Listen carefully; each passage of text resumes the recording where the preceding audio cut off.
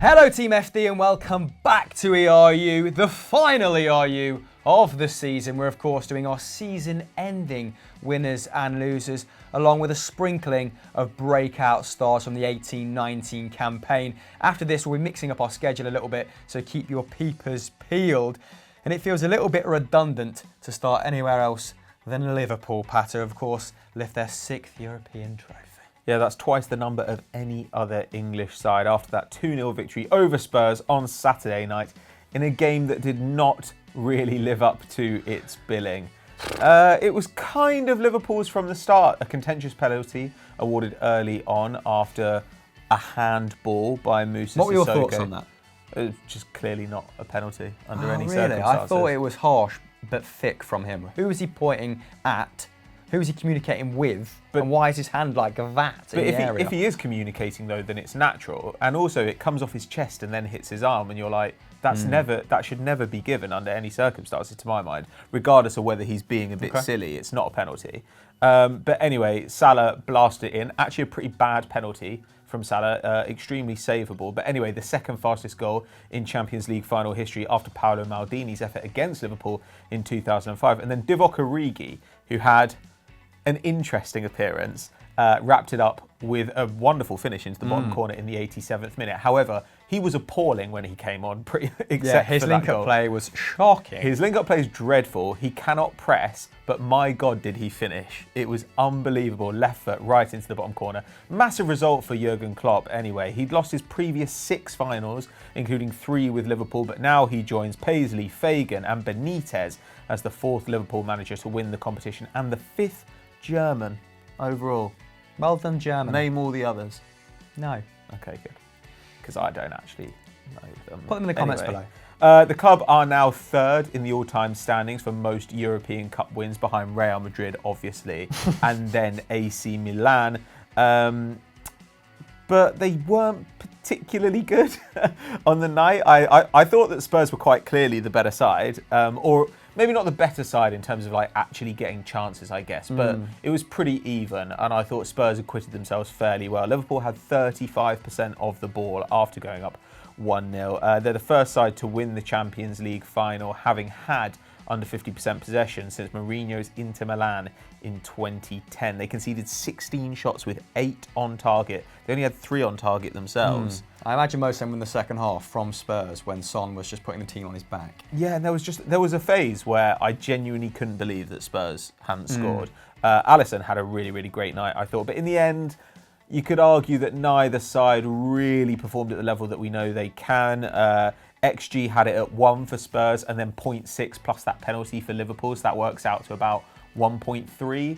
So overall, not exactly entertainment central. I mean, 8 shots on target with an expected goals of just 1 would dictate they're all extremely savable chances. So that's very Spursy. That is very Spursy. Lots of long range shots because they have got guys who are good at shooting from range. Yeah, and like you said, from 60 to about 80 minutes, they were far superior and deserved to be well within the tie. But who could begrudge Liverpool this Champions League, mate, after the season they have had? Of course, finishing just 1 point behind City in a campaign where they were both imperious. And they beat 4 domestic champions in Red Star, PSG, Bayern and Barcelona en route to the final. So not exactly a walk in the park there. Red Star, and I mean, they lost, didn't they, away from home to... They did. To Red Star, and I forget, it was almost like was it a part-time they scored against them? Anyway, that's neither here nor there. Bitterly disappointing night for Pochettino. He's now lost both of his finals in charge of Spurs, one being significantly bigger than the other. The other was the League Cup against Chelsea in 2015. Now, his decision to start Harry Kane over semi-final hero Lucas Moura maybe somewhat backfired. I mean, Harry Kane only had 1 shot from the edge of the area, provided 1 key pass and completed 1 dribble. Although, like I said on the live stream, I think that levelling that criticism at him would be harsh. I think it was worth rolling the dice. Having a player like Harry Kane occupy Van Dijk is well worth it, isn't it? The sort of mental challenge that going up against Harry Kane presents to centre halves is almost enough by itself, I think, to warrant Harry Kane even at 60, 70% coming in. There was that one in the first half where Son almost got clean through and tried to take it past Alexander-Arnold, who got a little bit lucky. Like, it just happened to hit him on the shin. I don't think he knew much about it. And that was because Kane had managed to drag Van Dijk away and make space for him. Well, Son, there was a couple of periods, wasn't there, where Spurs' game plan became quite obvious, where Son would kind of drop off in that sort of half space in the middle, and he'd just be the spare man. And he was like road running on a couple of occasions, wasn't he? And had he got past, last-ditch challenges from Matip, from Van Dijk, it could have been very different. It was a gamble. It didn't necessarily pay off, but I don't think the alternative was much stronger or much clearer. Liverpool did the same. Liverpool did exactly the same. Like, they happened to win, but like, if they hadn't, would everyone be saying the same about them starting Firmino? Because Firmino was absolutely appalling. Firmino was just as bad as Kane. Did have red hair though on the way back, so great. There we go. Their defeat continued a recent trends, did Tottenham. All of the last 6 first-time finalists have lost in the final. That's Valencia, Bayer Leverkusen, Monaco, Arsenal and Chelsea. Some key performers for Liverpool include Jordan Henderson, master of the shuttle run. Please put a bit of respect on his name, lifting the trophy. At the end, of course, some emotional scenes as well with his father. I would be crying if I was Jordan Henderson. Lifting the Champions League trophy. Like, when did that become a possibility? Captaining Liverpool, lifting the Champions League trophy, being a kind of, £15 million signing by Dalglish that was largely unfancied until Jurgen Klopp came in and made him sort of a mainstay of the side. Crazy stuff. 4 tackles and interceptions, like I said, 2 aerial duels, 1 key pass, 2 shots, and complete the most passes into the final third. So not just a sideways pass merchant. Divock Origi, like you said, came on. I mean, his pass accuracy was probably horrendous. 1 shot, 1 goal. He's now scored from all 3 of his shots in this year's tournament. What a guy. God. Just supplying, nugget after nugget. Man of the match, I think, was given to Alisson on the night. 8 saves. And that kind of gives you a good indication of how the game panned out, how it unfurled. So Liverpool, can they reach their 3rd Champions League final in a row? Can they replace Real Madrid as the dominant Champions League team of this era? Of course, the final is in Istanbul next year, the scene of their 2005 triumph, so that'd be quite poetic, wouldn't it? And they'd become the 5th club to do so. Only the 5th club to reach 3 Champions League finals in a row. Can you name them? Let us know in the comments below. Lots of trivia on this episode, almost like an episode of Stat Wars. Let's move on to our first losers. Our first losers are Real Madrid. What an appalling season they had. They finished 3rd in La Liga on 68 points. That's their worst points tally since 2002 when they got 66. It's actually fewer than Arsenal managed in the Prem. Let that sink in. Not great, really. Lost 12 games. That's double the number Atletico Madrid did, and not a vintage season for them either. 9 more than Barcelona. And there were kind of no signs that this was happening at the beginning of the season. They scored 12 goals and were unbeaten in their first 5 games, won 4 of those. But then they lost 4 of the next 5, obviously got battered 5-1 by Barca. Lopetegui got sacked for the 2nd time that year. Solari came up from the Castilla and actually ended up with 12 wins from 17, which is way better than I thought it was. But they were absolutely appalling in the Champions League. And for this Real Madrid side, that has become truly unacceptable. Yes. It was their worst Champions League campaign since Manuel Pellegrini was in charge back in 2010. They lost twice to CSKA Moscow without scoring a goal. Yeah. Is that good? And then obviously got absolutely hammered at home by Ajax in the round of 16. And it's hard to imagine a game that felt more clearly like a passing of the torch from old to young than that Real Madrid versus Ajax match. I mean, I know that Tadic and Blind are older players, but it just felt like Real Madrid could not cope with the kind of energy and dynamism of like that young, exciting team.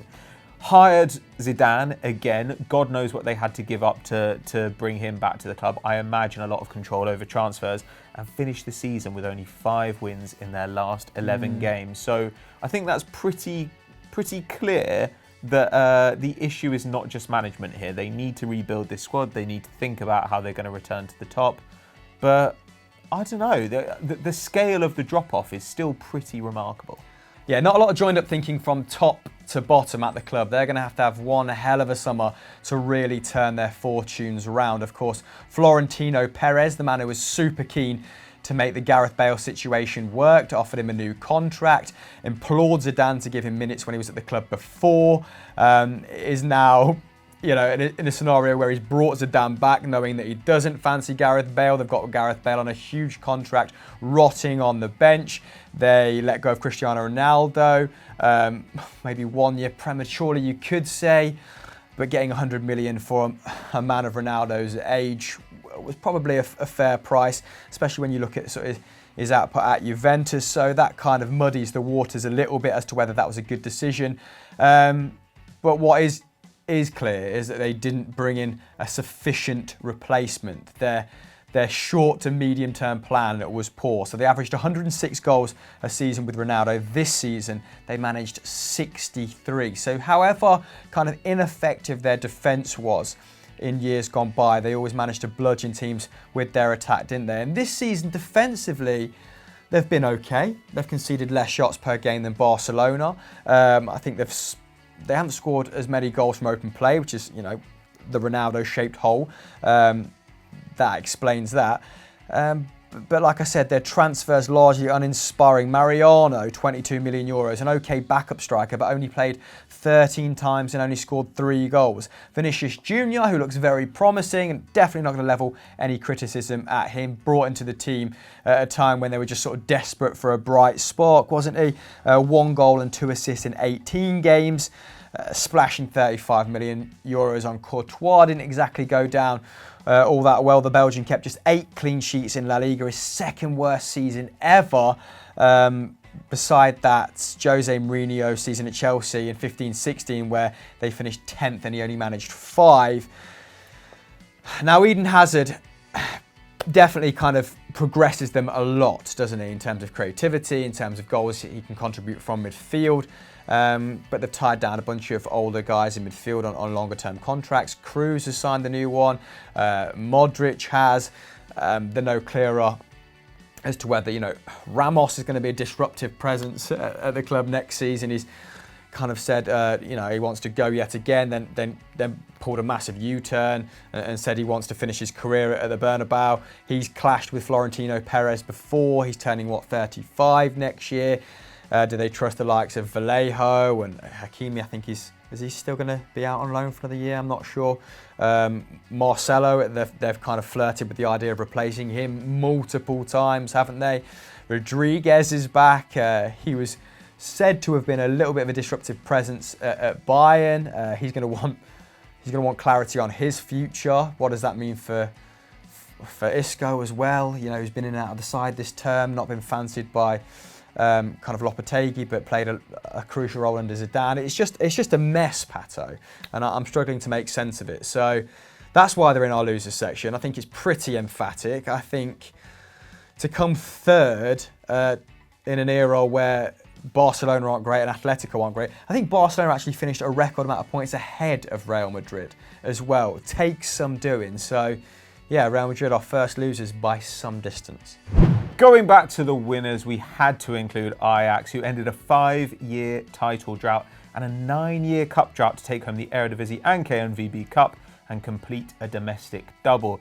Now, despite dropping just 14 points all season, Erik ten Hag's side went top for the first time in match week 29. Bear in mind, this is a 34-game season. Such was the similarly magisterial form of their rivals PSV, and they finished the season with an 8-game winning streak, kicked off by a 3-1 victory over the Eindhoven club, and they took the title by a 3-point margin.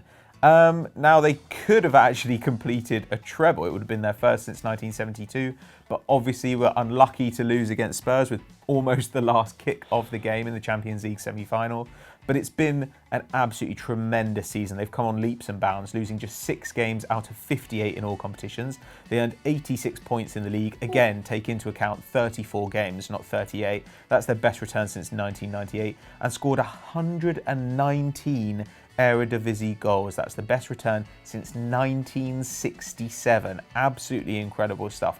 They became the first team from outside Europe's top 5 leagues to reach a Champions League semi-final since PSV in 2005, and of course beat Real Madrid, beat Juve along the way, went unbeaten against Bayern Munich in the group stages. So they did it the hard way and they did it in style, and I think that it was just It was just a really kind of feel-good season from Yes. Ajax. It was something that I think every football fan had to enjoy watching, except presumably PSV fans. So much to admire about that side, and we've waxed lyrical previously, so I won't go, segue off into a rant. Let's stick to the script. Now, this remarkable season has obviously kind of meant that a lot of the elite clubs, a lot of the titans of the game, are circling like vultures for their top talent, with Frenkie de Jong's departure to Barcelona imminent. Pretty well deserved on his front, his big money move. So the 21-year-old contributed to 6 goals, made 3.5 tackles and interceptions per 90, completed 80 passes on average with a 91% pass accuracy, creating 1.6 chances per game, which is pretty bloody good from the centre of midfield. And his ball progression this year, absolutely alarming, how he can turn kind of defensive actions into breakaway chances for his side. Another person who's deservedly under the spotlight is Matthijs de Ligt, who at 19 had a, quite frankly, remarkable season. The teenager sustaining a 90% pass accuracy all season while completing over 3 long balls a game, winning 4 aerial duels per 90, scored 6 goals to boot and played more minutes than anyone else, I think, other than Daley Blind at the heart of that defence. So ever present. But perhaps the most unexpected success story was Dusan Tadic, who of course arrived for what is now deemed a paltry 11.4 million euros, having scored 7 goals for Southampton the previous season. He ended the campaign joint top goal scorer in the Eredivisie with 38 in all competitions. For context, that is a better tally than Luis Suarez, Dennis Bergkamp, Marco van Basten or Johan Cruyff ever managed in a single season for the club, and the best return since Henk Groot in 1961. Other key performers, I mean, we can't go over them all, can we? Because there's been a fair few breakout seasons. Van der Beek, Neres, Onana and Ziyech, all really stepping it up a gear. But will Ajax be able to retain even, the core of that squad? We hold our reservations. What do you think? Let us know in the comments below. Second and final losers are Monaco. Les Monégasques experienced the season from hell this year, only finishing 2 points above the relegation playoff places after losing 18 of their 38 that is league awful games. It's kind of remarkable, because when you think about last year, they lost 2 of their final 23 league games in the 17-18 season and ended up finishing second.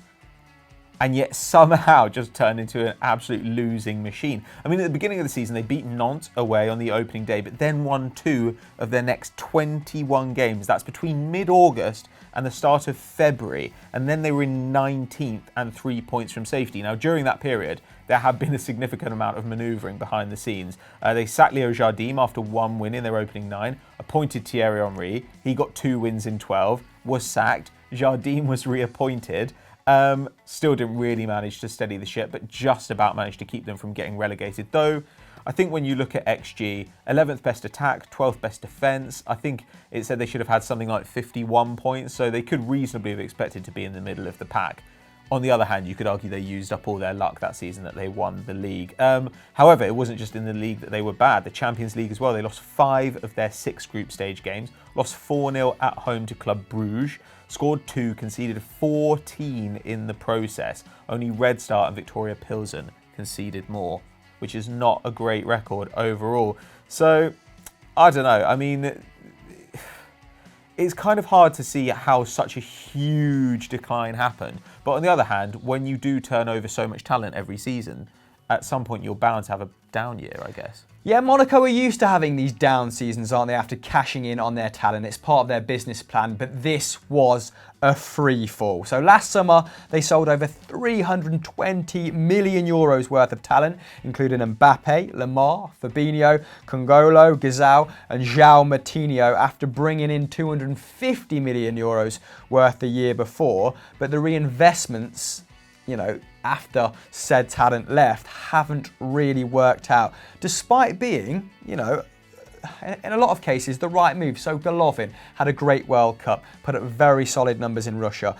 His €30 million move hasn't really gone according to plan, has it? So 3 goals, 4 assists in 2,500 League and Champions League minutes. And they couldn't have been anticipating massive numbers from the likes of Willem Goebbels, who cost €20 million, the 17-year-old arriving from Lyon, only playing 7 League and minutes. €12 million on Nasser Chadli, a little bit more and inspiring, a little bit safer, let's say. 690 League and minutes, 0 goal contributions, so not really worth it at all, was it? Successful signings though. Let's kind of hone in on some of the players we anticipate having an upturn next season. 22-year-old fullback Benjamin Henrichs from Bayer Leverkusen, only €20 million. We thought that was somewhat of a bargain. And he's put in a very good shift at right back, at left back, been very versatile on that front, hasn't he? 22 league and games, 1 goal, 2 assists, 4.6 tackles and interceptions with 1.1 key pass per 90. That's very healthy. And they also brought in 4 other players who are all under 22. So let's hope they come to the fore under Jardim's guidance next season. Scoring, though, has been a massive problem for them, hasn't it? I know you said they were kind of a middling club when it came to the attack, but only Falcao scored over 4 league goals with 15, I believe. No one provided more than 3 assists, and only Dijon and Guingamp have conceded more than Monaco's 57 league goals. So it just turned out absolutely bloody terrible on all fronts. The future of Yuri Tielemans is also up in the air, who was sort of the jewel in their crown at one point. He was captain last season, looked to be one of the players that Thierry Henry really fancied in terms of progressing the club. He was their second biggest goal contributor despite leaving in January. That's pretty harrowing, isn't it? 5 goals and 1 assist. But Jardim apparently, not that interested in bringing him back, and it looks like he might be available and well worth going in for if you're a club like Tottenham, in my opinion. But of course, it looks like they're a little bit more interested in Loe Celso, so we'll see how that pans out. Talking of youth, our final section, Pato, is breakout stars of the season. So let's move quickly on into that. So to me, in central midfield this season, the standout star has been Giovanni Lo Celso. You mentioned him there. Obviously interesting Spurs right now. Made a loan move from PSG to Real Betis, and they made that move permanent. Was involved in 13 goals in La Liga, and he started the season with absolutely enormous defensive numbers, over 4 tackles and interceptions a game. That slipped as the season went on because he was moving further forward, but big dribble numbers, big creative numbers. Basically looks like he can do everything in the midfield. The question is, are Betis going to immediately try and turn a profit on him, given that they only paid 25 mil? Yeah, which is looking like an absolute snippet now, isn't it? We were discussing this on Winners and Losers, in fact. Go and check that out if you haven't done so already. I really like the profile of players that Spurs are going after. So Tanguy and Ndombele, Giovanni Lo Celso, they might not be cheap, but they can solve multiple problems in that midfield that Spurs are having. Like you just pointed out, Giovanni Lo Celso, slightly deeper role for PSG when he was there, finished the season far more advanced for Real Betis, so can contribute on multiple fronts for Spurs, and that is worth the price tag, in my opinion. I think it's a fair price tag. Can Betis resist doubling their money, given that Setien is departing, and this might free up more funds for an incoming manager to fix multiple solutions? Of course, Joaquim is not going to be around forever, is he? He still contributed to, I think, the 3rd or 4th most goals in that Real Betis squad. Junior Firpo might be leaving. He's long been linked with, moves to the big boys of Spanish football. He's been excellent down that left-hand side, hasn't he, throughout this season. So it's a really interesting scenario, but I think he deserves to be playing under a guy like Pochettino at a club of the pedigree of Tottenham Hotspur. Yeah, nice. We have got some other players, haven't we, that we've maybe a little bit reticent in talking about because we feel like we've touched upon them an awful lot this season. But Nicoles Pepe, it can't be denied that guy's had a sensational season. And if we're going to round off proceedings, we've got to mention him once again, because 22 goals and 11 assists, featuring in all of Lille's league games as Les Dogs finished in 2nd place. Only Messi, Mbappe and Quagliarella were involved in more goals than him across Europe's top 5s. Top 5s? fancy game of fives. Top 5 leagues. He has pretty much everything to his game that you'd want from an attack-minded kind of wide man come central threat. And he's been linked with Bayern, Man United, Arsenal, Atletico and Liverpool. Basically everyone, Pato, in need of a wide forward. Where can you see him prospering the most? Ooh, I mean, he'd be great at somewhere like Liverpool. He'd win trophies there, and same at Bayern Munich. But you could argue that he'd be better off going to a club where he's going to play a lot. Like if he went to an Arsenal or a Man United where they do have holes on the right-hand side, then it would be nice to see him play every game because he's kind of at that stage of his career where he needs to do that. Interestingly, like when you look at he's 24, and this season it was 0.85 expected goals and assists per 90. That's actually slightly better than Mo Salah when Liverpool got him off Roma, same age, and he was at 0.83 expected goals and assists per 90. So he can just do a bit of everything, and I think that he's going to be a star. The one thing I don't want is for him to become a rotation option for a bigger side. That would be a bit demoralising. And it is his second season of really, really good output. Yeah, it is. I mean, his numbers this season better than the season before, but much like Mo Salah, he's progressing at a really nice rate, isn't he? And putting up extremely good numbers given the calibre of team he's at, which is just below the kind of the cash-rich clubs in France. Lille kind of having a massive upturn in their fortunes this season, and he was central to that. Let's finish on Jadon Sancho. It'd be wrong not to mention him because he's been absolutely frightening this campaign. So he's featured in all of Borussia Dortmund's 34 Bundesliga matches, starting 26 of them, scored 12 goals and bagged 14 assists, Pat. Absolutely frivolous. So excluding Kylian Mbappe, no player that started this season as a teenager had more goal involvements than Jadon Sancho.